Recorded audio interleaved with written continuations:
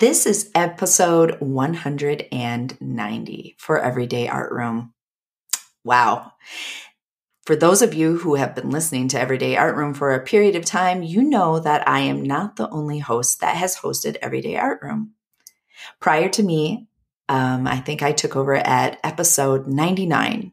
Prior to me, it was Cassie Stevens, who we all know and love. We have invited Cassie Stevens to come onto the podcast today and chat with me about some of the new endeavors she has going on in her life that benefit all of us. Cassie is such a wealth of information and such a real person that I'm so excited to have her share her realness, her exciting news, and, well, her time with us on Everyday Art Room. This is Nick Hahn, and this is Everyday Art Room.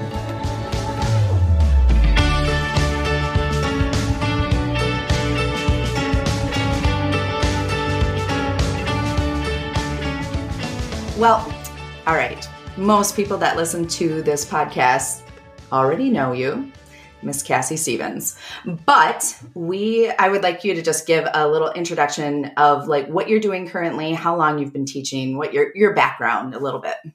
Sure. My name is Cassie Stevens, and I have been teaching elementary art, kindergarten through fourth. I've never taught anything other than kindergarten through fourth. Okay. For the last 23 years. This is my 23rd year. I started out 5 years in Nashville, and now I'm last 17. I don't do math well, so whatever that and that added together makes 23. Yeah. If that works, somehow doesn't, I don't know.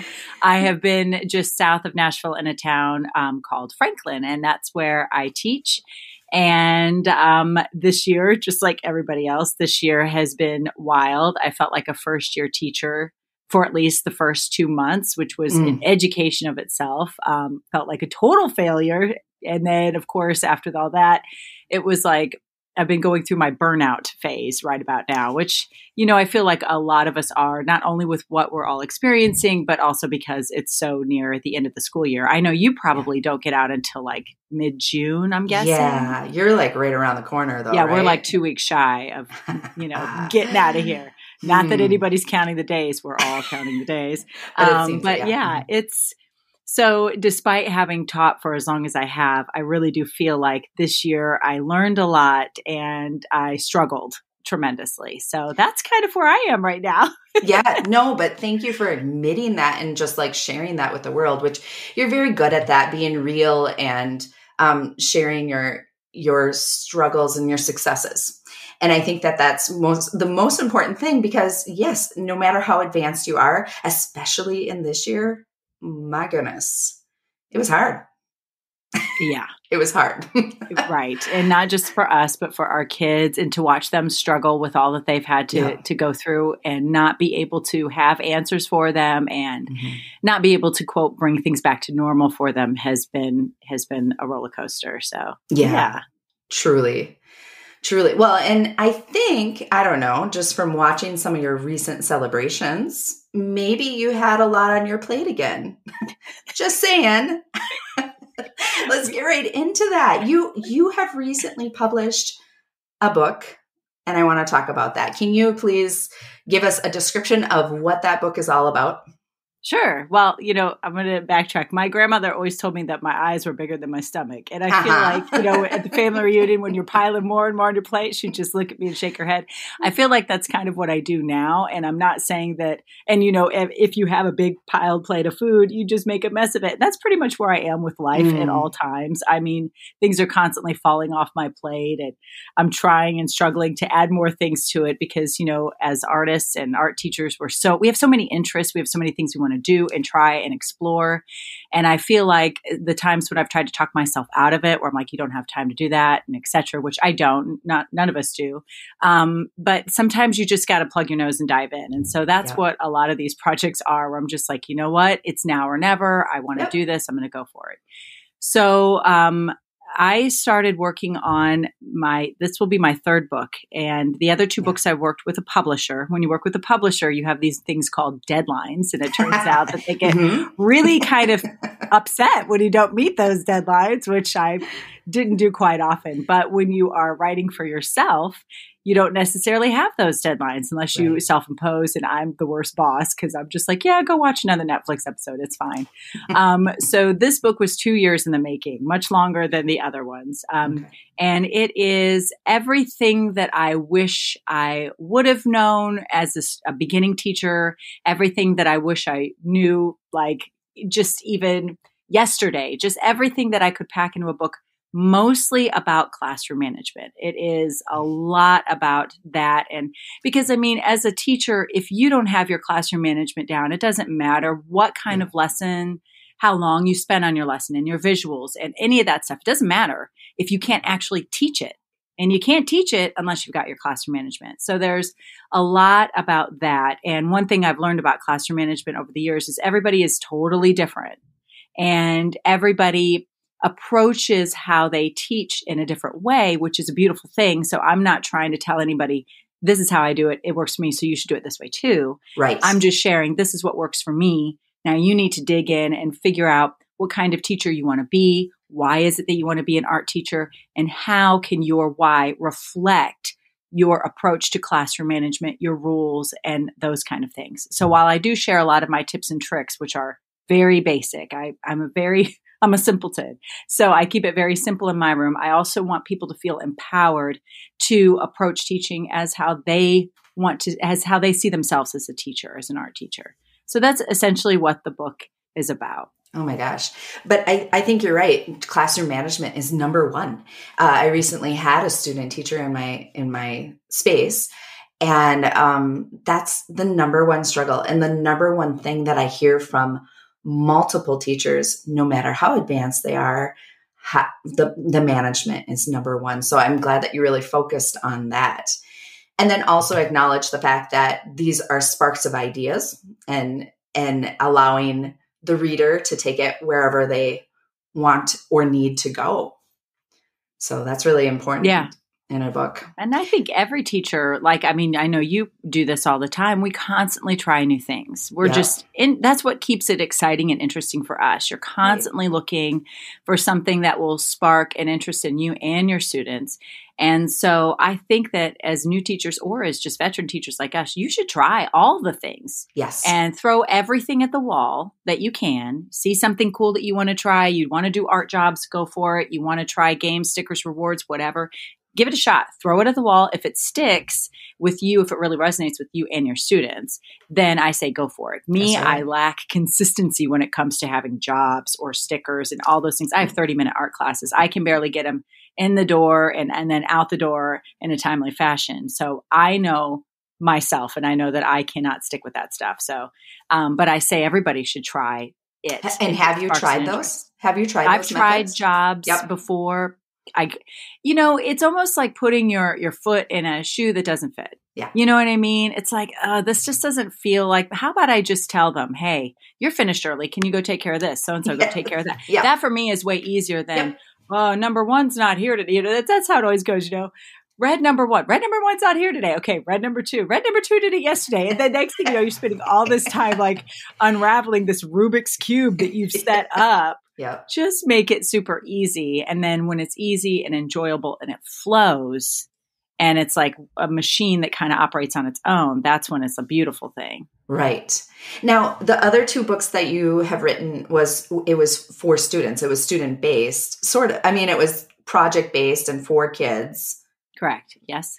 And that's this exactly one right. is a love letter to teachers. Yeah, basically. Essentially. Yep. Yes, there is one little area in the book. Not a little area. There's a pretty big chapter all about teaching kindergarten because I feel like kindergarten can make or break. Yeah, they can. Yeah. That's right. Especially at the beginning of the year. I think they break us all. But I feel as though teachers really struggle. As a new teacher, I know I did. And daily I do with kindergarten and figuring out what works for them. So I did spend a lot of time talking about the kindergarten beast, as I call them. And then that is the only part in the book where I actually walk through a project and I take them through the project that I do on the very first day with kindergarten because it's always successful and they love it. And it's easy to teach once you kind of get the hang of it. So that's the only project in this book. It is definitely not like a project-based book like the other two books I've written. So it is much more like you said. I love that. A love letter to our teachers. Yeah. For sure. Yeah. Oh, that's wonderful. I can't wait to check it out. As I mentioned, the student teacher that I have, that's going to be a gift. I understand that she just received a job. And so that's going to be number one to hand off to her, just some advice from a more experienced teacher. Mm-hmm. Yeah. I'm sure she loved working with you. I listened to some podcasts about your experience working with her and her calling the kids students a lot. And I mean, I loved that episode. So yeah, I think she was very fortunate to be able to work with you. So lucky her. She'll take a lot of those things back to her teaching world. Yeah, I hope so. Yeah. We had a really good time. Absolutely. I bet. So just a little bit, can we talk about your publication too? Like you talked about working under a publisher, and now this was self-published. What's the difference, and what was better for you? Well, I guess I can't really say which one was better. I mean, one required, they both required a whole lot of work. For right. the two children's books, the first two books, I took the photos as well. So I was in charge of the photos and the writing. And it's kind of tough, to make sure you have photos that really explain everything because it's for a kid. And then you have to speak in a tone that a child can understand, making sure your photos align with that. So that was tricky. But once I was done with the writing and the photography, I would send it over to somebody who laid it out. Then when they were finished, they sent it over to somebody who printed it. And then when that was done, they shipped them over, and then they took care of all of the shipping out. Right. So when I was finished, then the job was off my plate and I passed it on to them. When you are publishing your own book, it's a circle. You just keep passing the job back to yourself, So once I was finished with the writing part, I had a fellow art teacher who did all of the editing, or not editing. She did all the layout, the book layout. So Christy took care of all of that for me. And then I worked with the same editor that I used for my other books. I kept in contact with her. So she just went through and checked my grammar. I'm sure there's typos and spelling errors throughout, but we did our best. Yeah, I've read it 3,000 times. If I haven't caught it yet, I guess I must have missed it. And then when that was finished, it was on me to find a printer. So it's been printed here locally in Nashville. We're actually a pretty big printing town, which I didn't know. Yeah. So once it was printed, it was just recently delivered on 5 pallets in my garage. So now all the books are sitting in my garage, and now my dining room has become shipping central. So I've had to learn to find a website where I can sell the book. And I had to learn with my friend David, who know. David. Yeah, he's my right-hand guy. He's helped me figure out how to print shipping labels and work on postage. And now we are just bagging and tagging all day long. So that's going to be what I do for the rest of the weekend, is just try to get as many orders out as possible. Then either I can schedule a pickup for the post, or I can take it to the post office. So that is definitely more laborious for me, but I almost feel like it's more rewarding because everything in this book, I didn't have to ask anybody, is this okay? Do you think people will like this? Hopefully they will, but this is a book that I know my audience. And when you work with a publisher who might not understand what you're going for, might not understand that there is an audience for this. I actually a while ago tried to get a book published about needle felting and needle felting projects. And when I was talking to the publisher, they said, we just don't think there's enough of an audience for this. And that's fine. And now I know that if I do want to do it, I know that there is an audience for it, and I can go ahead and pursue that route on my own. I'm hoping that it gets easier as I go along. Yeah. And I'm better able to handle all of this. I'm just trying to think of it because I can get stressed out pretty easily. I just have to kind of keep everything in perspective. Got to eat an elephant one bite at a time, Cassie. It'll be okay. So that's how I'm approaching this big task. Well, and it sounds like you're relying on experts in your life as well. So, bringing in some people to help, and when you become more aware of what you need, you'll find those people to help out with those areas that you can't handle anymore or want to pass off, I would assume. So yeah. Oh my gosh. I'm picturing this, and I did a little thing for a while of selling earrings, and that part was the part that it was too much for me. So I'm really proud of you for taking it on and trying it. That's awesome. I'm kind of crazy. Yeah, well, that's okay. That's all right. My hands are sweating because I'm just sitting here thinking about it. Let's get this done. I have some stuff to package. Okay. No, it's fine. It's fine. That's what I keep telling myself. It's like the little meme. I relate so well with that little meme of the little puppy dog with the fire that's getting bigger and bigger and bigger. And he's just saying, it's fine. It's fine. Everything's fine. That's pretty much it. Yeah, it's the theme of the year. Everything's fine. Yes, exactly. Cassie, actually, why I approached you on this interview was because of your new art on a cart, or your new art cart that you're developing, or you have developed over the last year. It was so timely with a recent episode that we did, actually 2, of teaching on a cart.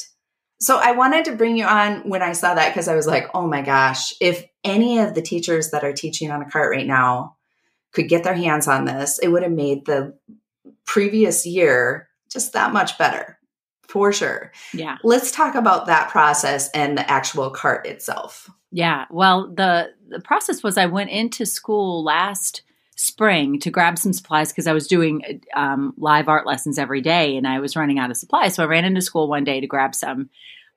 This was during the shutdown. And when I went into school, my principal stopped me in the hallway and just kind of casually said, hey, just so you know, you might be on a cart next year. And it was like, who drops a bomb like that on somebody? It's just so like, hey, peace out. Talk to you later. I was like, whoa. We need to talk about this. So I, of course, was a little freaked out. I tried not to spaz out too much, but I mean, I love my room. It's a big, beautiful masterpiece. I love teaching in there. So I got really concerned and I immediately went home and started looking up carts. I thought, I'm not going to go into this blind. I'm going to make sure that I come prepared. If I have to teach on a cart, I want to have a cart to work with and on from. And so I started looking, and there's a lot of carts out there. There's tons and tons to choose from. But I just felt like each one was really lacking. Like, where am I going to put this? How can I teach this way? What am I going to do? And I have been working with Prang quite a bit over the last year.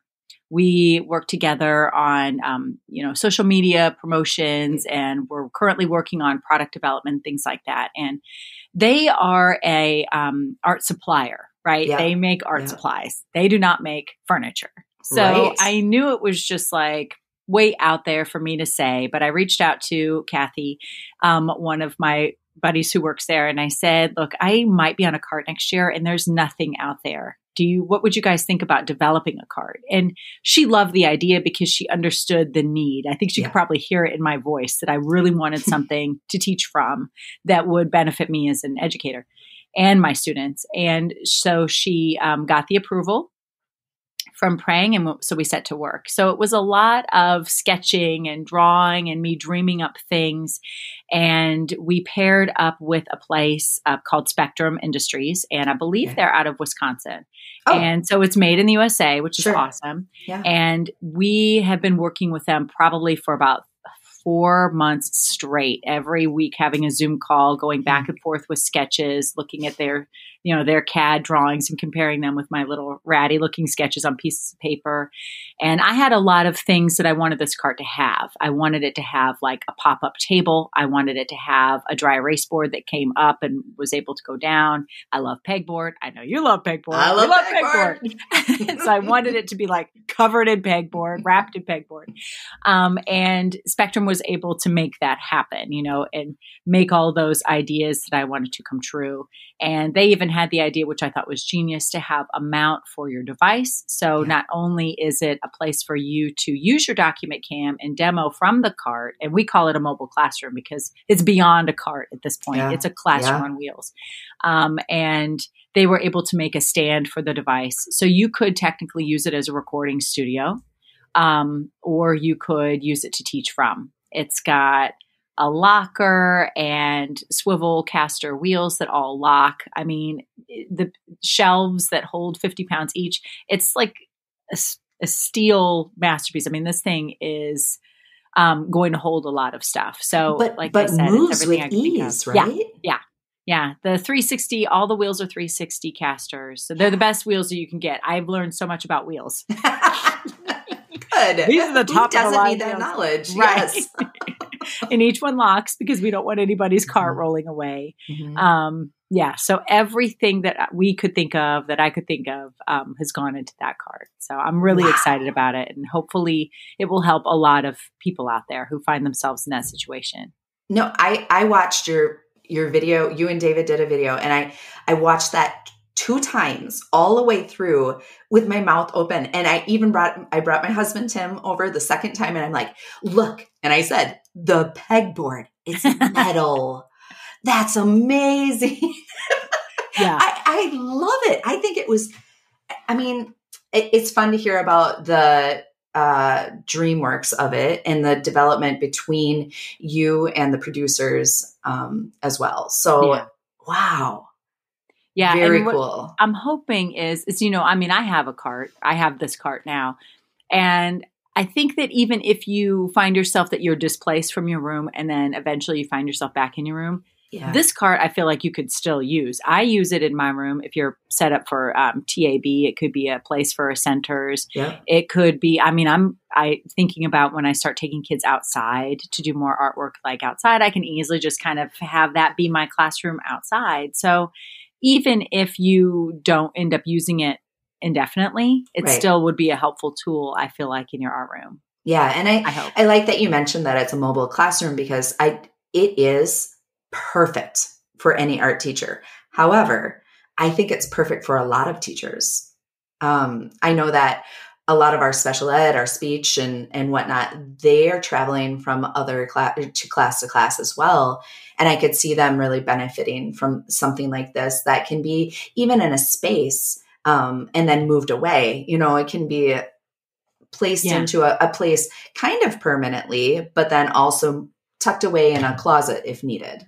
Right. And that was our thought process too. I didn't want to put too much of my fingerprint on the card. I didn't want it to be, as much as I want it to look like a rainbow unicorn on wheels. Right. It's not everybody's cup of tea. And we also just wanted to make sure that, like you said, anybody who needed a mobile classroom could use this as their means to teach from. So, yeah. That's amazing. Cassie, so if someone's interested in looking at this cart or finding it, where do we go? Okay, so if you want to find out more about the cart, you can go to my Instagram. It's the first link in my Instagram profile. It's cassiestevens.prang.com. And I want to encourage people, they're going to have some sticker shock. The cart is expensive, but it is a mobile classroom. It's not a cart. And there's so much in this thing. But I want to encourage people of this. Don't be afraid to ask for things. And I think as art teachers, we're so resourceful. We're so scrappy. We just think, well, we can do this. We can make this work. We don't have to ask. You know what? You deserve the very best to teach with and to teach from. And if you're displaced from your classroom, then you deserve this as your classroom, as your mobile classroom. And right now, schools actually have quite a bit of funding. I know we were recently told at a faculty meeting that due to COVID, there's been a lot of relief funding for that. We were asked straight up at our faculty meeting, if there's anything you guys want, now is the time to ask. Wow. And I don't know if people are aware of that. And I know from teaching for a long time that the squeaky wheel gets the grease. Yeah. And most of us, it's so outside of our character to be that way. But when you really need something, when you really feel like you are deserving of it and your students are deserving of it, don't be afraid to squeak about it. Don't be afraid to ask, especially if the resources are there. If you've never asked for a big ticket item before, then I would make that aware also that this is something that I desperately need. I don't often ask. It will not only benefit me, but the students' education as well. So they can find it again at cassiestevens.prang.com or the first link in my bio on Instagram. Sure. That's great. Yeah, great advice. Absolutely. So other than that, you're just like teaching and getting ready for school to wrap up. Anything else happening in your life right now? Well, Prang and we have another announcement that will probably come more at the end of the month, but I'm just going to go ahead and spoiler alert it right here. Oh my gosh. We have been working together to come up with sketchbooks. So I have designed a sketchbook for kids, and this will be for art teachers to have in their rooms. And every child ideally would have their own sketchbook, obviously. This sketchbook will have, it has 8 added in pages. 4 pages are all about the elements of art, and they are interactive pages, meaning that the kids can color them in. They can draw a variety of lines. It's like educational pages in the book on the front end of the book. So all of the elements of art are covered. These sketchbooks are built for kindergarten through 5th grade kids. And it has a beautiful cover so that the kids can draw their self-portrait on the front. And the back of the sketchbook has 4 double-sided idea sheets in it. So it has a lot of drawing idea sheets, how to draw people, how to draw faces, how to draw buildings, how to draw landscape. So it's a sketchbook that the kids can work with as early finishers. It's one that teachers can use to teach from. And between those idea sheet pages, the book is filled with Pakin's mixed media paper, that paper that I love, Pakin's mixed media paper, which is the best. Yep. So it's got great paper in it. So the kids, I know your students, when they do sketches, a lot of times they're painting in their sketchbooks. They're not just drawing. Right. So I wanted something that could really hold the weight of drawings and different things like that. So it's a great thickness of paper, a lot of tooth to it, so they can work in that sketchbook. To go along with the sketchbook, David and I are working together to create videos. So we have created probably about 2 to 3 minute long videos that will walk you through, the students through the elements of art. So there's a whole video online, there's a whole video on shape, and there's a place for the kids to go and independently watch those videos either before or after they sketch in the book, or the teacher can show the videos as well. So we're really excited about those videos. They are, David has made them so fun. I'm excited about all of it. So the videos are going to be like, you could play it and it's using the tool. It's using the sketchbook as well. Correct. For an example. Wow. Yeah. What a gift. What a gift. So if the kids are like learning about line that day, they can watch the line video. They can do the little line component in the sketchbook. And then when they're finished, they could sketch. They could work on the front cover. As an art teacher, it's those kind of things that I wish that I had in my room. I've been adding little sheets to their sketchbooks all along. And now this time I have a sketchbook that's actually built into the kids' sketchbook. And how many pages is in this sketchbook? Oh, geez. Offhand, I know that there's the front and back end. I can't recall offhand. So I'm going to say perhaps 20. So I apologize if that is incorrect. No, that's perfect. So you're envisioning this might be for a year. Like you would use this is a year-long sketchbook. Yes, that's the goal.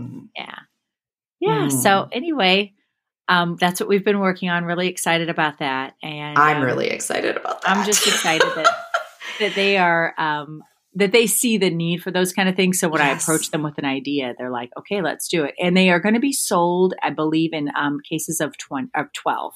So you can buy them, as you need for class.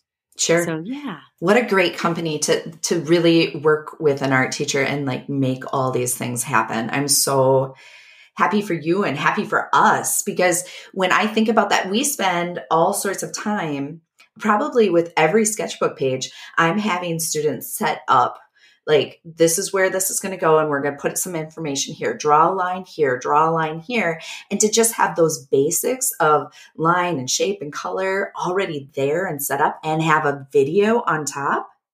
Oh my gosh. What a gift. Pretty excited. Yeah. I'm excited. Yeah.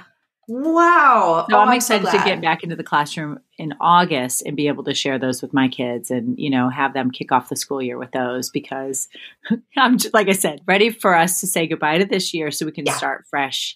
And hopefully that'll be a good way to do it with those sketchbooks. That sounds like a great way to start fresh. Absolutely. And I think this is the time, I don't know, I order my sketchbooks at the end of the year for the following year. So it's really fun to hear that there's going to be a new option out there. That's really nice. Yes. And these will be available very, very soon. So if you're somebody who's getting ready to do your order and you're getting ready to buy sketchbooks, just hold up. Maybe pause for a minute. And I believe these are going to be sold on Amazon. So if you're a person who does place, as well as the art supply catalogs. So that way you can find them pretty easily. So okay. Okay. Yeah. Wow. Okay. So spoiler alert. There you go. My goodness, there it was. And a new book, a new cart / mobile classroom, sorry, and this amazing gift that people can move forward on in their classroom. Cassie, you got a lot going on. Yeah. Do you have a vacation planned or anything for this summer? I don't know. We usually head down to Florida because we love to do the theme parks, but I don't know. It's really, really hot down there in the summertime. Yeah, it is really hot. I'm just ready to relax, but you know how that goes. When we say we're going to relax, it usually doesn't last long before we're like, okay, on to the next thing. But also, you're just like that. So I know that. Yeah, I can appreciate that. Well, in those regards, thank you for taking the time to chat with us today and just visit Everyday Art Room again. Yeah, it was great to be here. Thank you so much for asking me to come on. I appreciate it. A lot of us have struggled this year just trying to survive, teaching in a new environment, teaching in a new way, teaching with masks, teaching online, teaching possibly on a cart. It was wonderful and forgiving to hear Cassie speak to us, and even probably the most known art teacher in the United States said she struggled and had a hard time. But in amongst all this struggling, as Cassie does, she looked for ways to help her peers, to help us do better. So she wrote a book, which was 2 years in the making. But this book is guidelines for what works well in her classroom, dedicated to the art teachers that will read it. Then she created a cart, a mobile classroom that allowed her to be more successful when or if she's placed on a cart. And then went one step farther and worked with a producer who made this a reality. I love this cart. I cannot tell you how much I love that cart. And then the announcement, the very exciting announcement of these mini sketchbooks that she is creating as well. I'm going to hold off and take a look at those before I order my sketchbooks in the fall. So thank you once again, Cassie Stevens, for joining us on Everyday Art Room. It was a pleasure to chat with you, and just wonderful, wonderful gifts that you're giving to our community yet again. Thank you so much.